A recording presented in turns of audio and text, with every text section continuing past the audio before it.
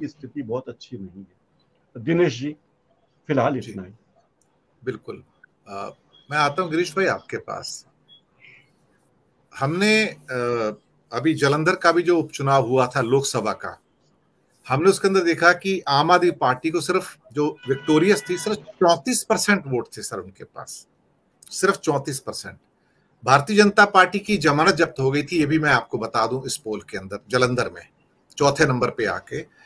और कांग्रेस के vote, normally Congress के वोट पंजाब में पिछले कई दशकों से 40% के आसपास स्टेबलाइज है, मैं आपको बताऊं 40% के।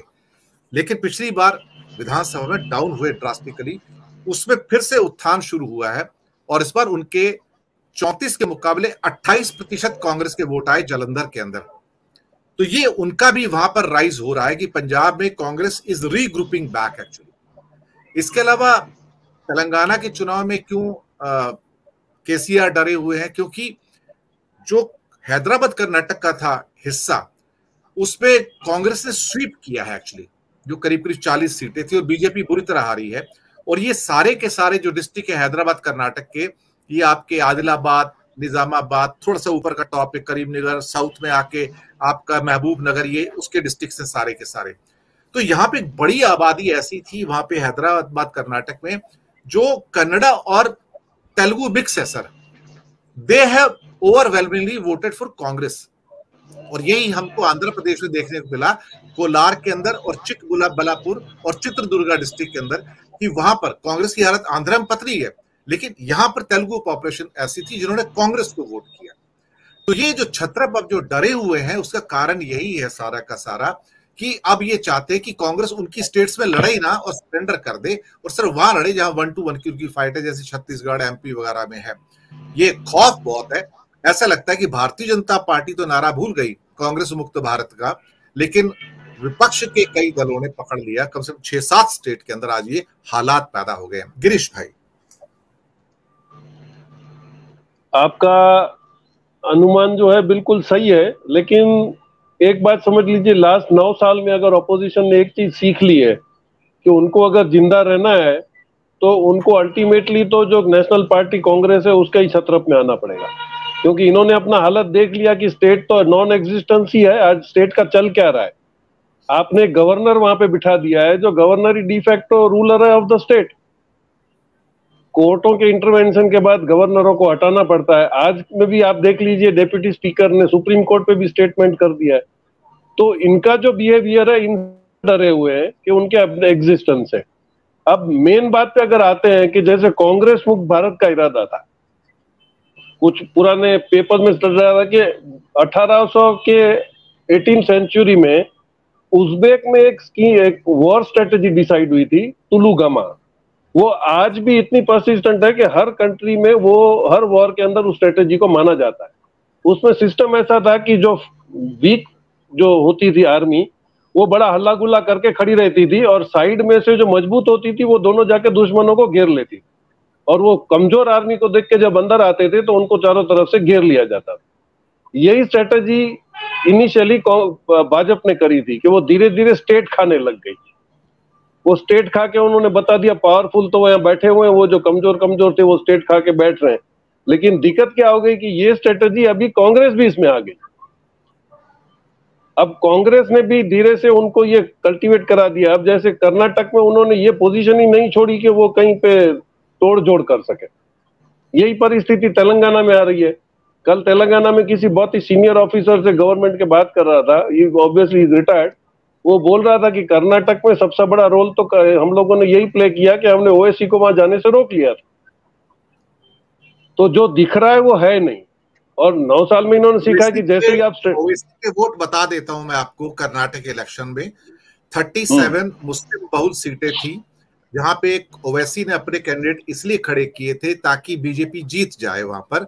लेकिन 37 में से जो वो 37 सीट थी उसमें से 36 सीटें कांग्रेस को मिली हैं और ओवैसी के वोट जो थे 0.5% से कम आए हैं। सभी की जमानत जब्त हुई है, तो उसका वो इंपैक्ट खत्म हो रहा है। ओवैसी साहब का सबसे बड़ा चैलेंज मालूम है आज की डेट में क्या है? मैं आपको बता देता हूं, जो मैंने जो रिसर्च किया है, ओवैसी का बिगेस्ट चैलेंज ये है कि can he retain his Hyderabad seat now. Can he retain his Hyderabad seat, Lok Sabha seat? उसकी सबसे बड़ी प्रॉब्लम ये है सर गिरीश जोशी भाई। वही मैं बता रहा हूं कि इंटरनल अरेंजमेंट्स क्या है वो सरफेस पे नहीं आ रहे हैं।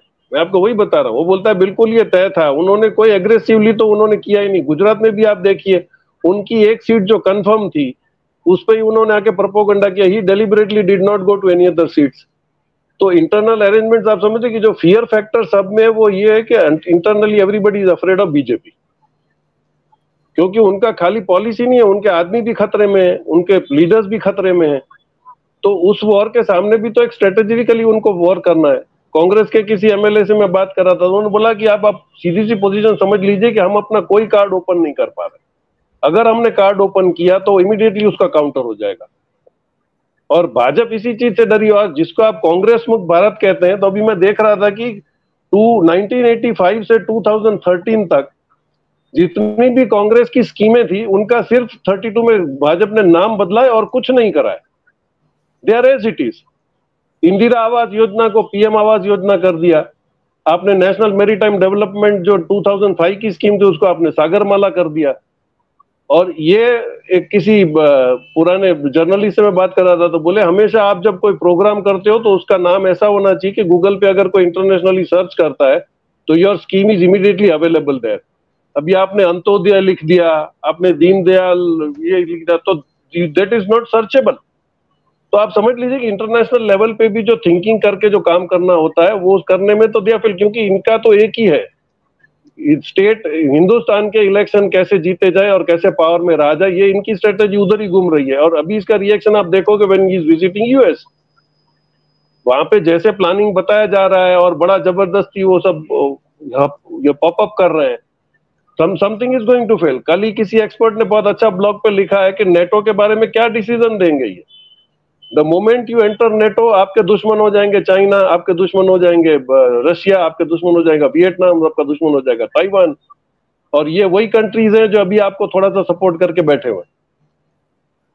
ये बहुत ही अच्छा एक इंसिडेंट ऐसा है कि हमारे पड़ोस में एक छोटा सा गुंडा मवाली टाइप आ गया था, तो हम उससे बड़ा परेशान थे। फिर पास में एक बहुत बड़ा स्मगलर आ गया, तो हमने सोचा चलो अब इसी की इलाज हो जाएगा। जब वो स्मगलर ने हमारे घर में घुस लिया तब हमको सोच में आ गया यार ये तो छोटा डाकू अच्छा था इससे। तो अब लोगों को समझ में आ गया कि यार ये कांग्रेस बेहतर थी इनसे, तो कम से कम हमारे घर में तो नहीं घुस जा रही थी। तो अभी पब्लिक की समझ में आ रहा है, इसलिए ज्यादा प्रोपोगंडा की जरूरत नहीं है। People have decided their mind. आप देख लीजिए लोकल एमपी एमएलए अपनी कॉन्स्टिट्यूएंसी में जाने से डर रहे हैं। आज ये हिम्मत आ गई कि home minister go back, home minister go back के नारे लग रहे हैं, वहां पे पीपल इकट्ठे हो रहे हैं। खट्टर जी कुछ भी बोल रहे हैं और स्टेज पे, लेकिन द रियलिटी वाज नोन। तो वो जो एक फाइन लाइन थी कि भाई ये तो बहुत बड़े गुंडे हैं, इनके सामने हम नहीं पढ़ सकते। उनके सामने तो पहलवान लड़कियां पड़ गई, कुछ नहीं हुआ। फार्मर पड़ गए, एक साल कुछ नहीं हुआ। तो ये जब क्यूमुलेट हुआ है, और एंटी इनकम्बेंसी हिंदुस्तान में हमेशा बहुत बड़ा रोल प्ले करती है, और we are on the end of that now. जी दिनेश जी।